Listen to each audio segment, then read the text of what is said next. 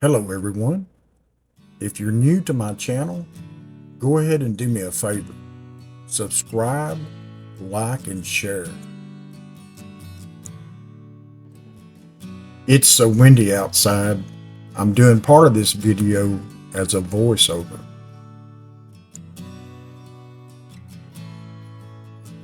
Will electroculture double your harvest?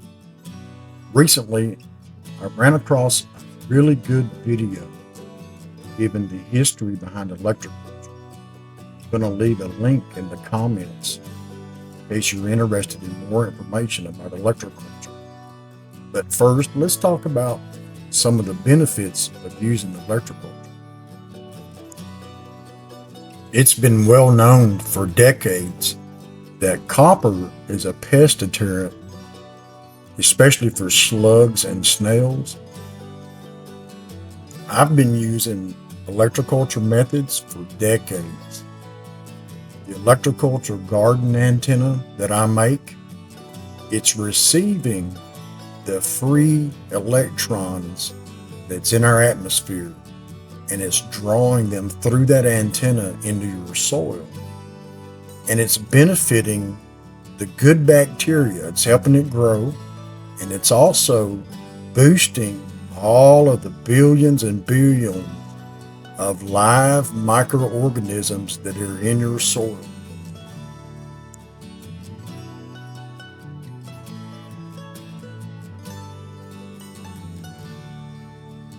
Will electroculture double your harvest? I'm going to say that it is possible. From my experience using electroculture methods, I have definitely seen increase in my harvest. I've seen plants that are healthier. And so from decades of experience, I have to absolutely say that electroculture methods do work. But now let's keep in mind, it's not a miracle, nothing to that kind. You have to have the proper soil, the proper medium that you're growing in. It's going to need the proper nutrients for whatever you're growing in that soil.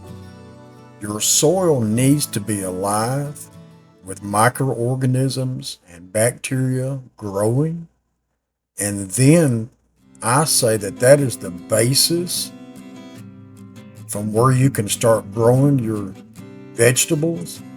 And then adding electroculture is going to just benefit everything that's already in your soil. I'll add a link in this video if you're interested in learning how to make your own antenna. I have a video that gives great detail of everything that you need and how to make it. If you want to purchase one, that's one of the best benefits about it, is you purchase it one time and you just continue to use it year after year. You can visit my website at hillsmill.com if you'd like to purchase any of the antennas or other products that are listed.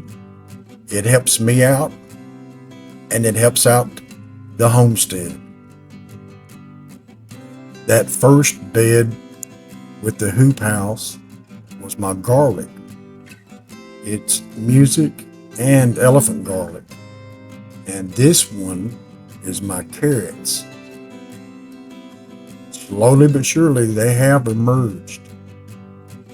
If you're interested in the material list on this hoop house with the frost cover, you can visit my website, and I have a link on there that will give you all of the instructions and the details of how to build your own.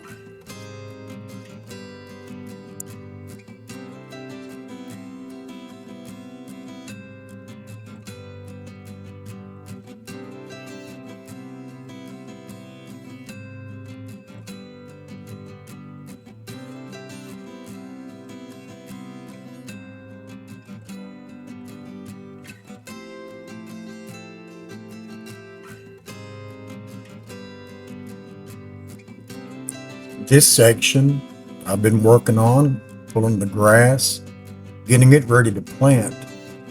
Won't be much longer that I'll be able to plant my radishes. My dog's name is Apollo. He is a rascal.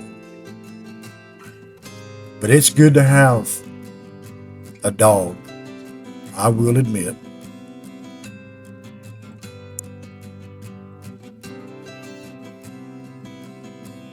Let's go over to the barn. I want to show you what I've been working on, and then we'll come back to the garden.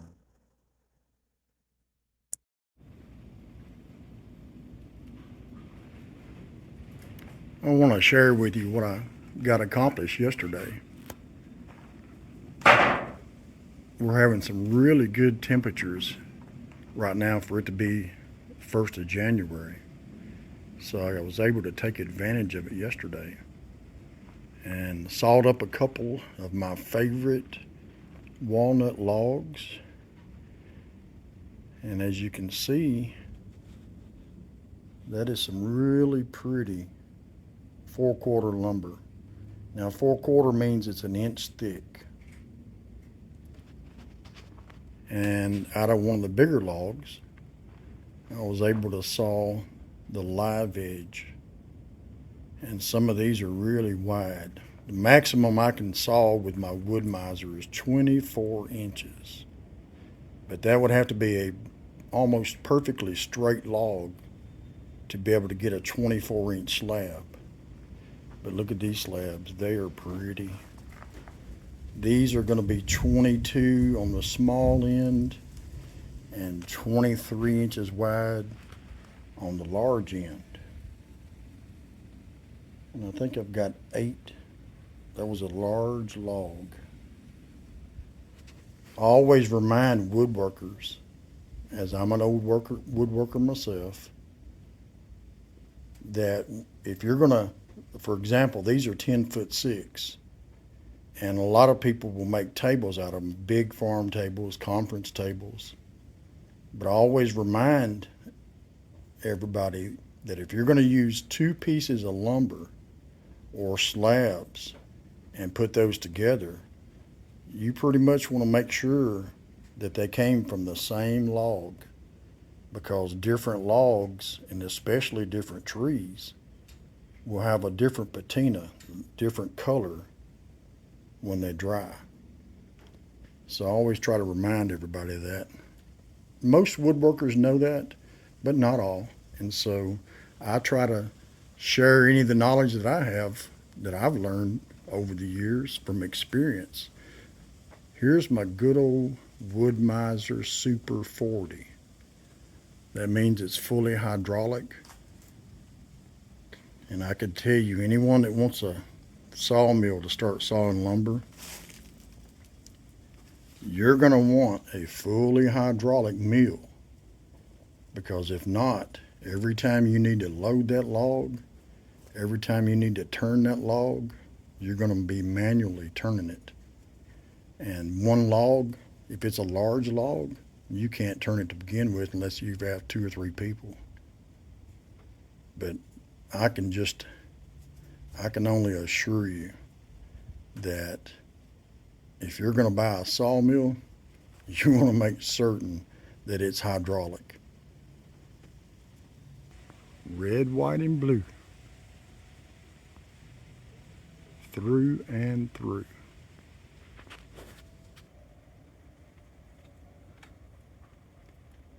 Tell you, my dog is a handful. Belgian Malinois. Great dog, but they are a handful.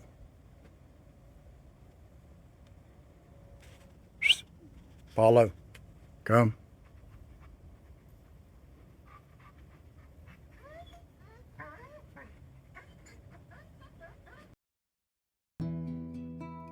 Well, I hope you have enjoyed the video. And if you're interested in learning more about electroculture, just visit my website.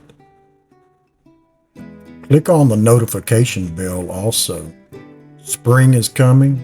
I'm going to have more videos of electroculture as I plant throughout the spring and summer. Thank you for watching.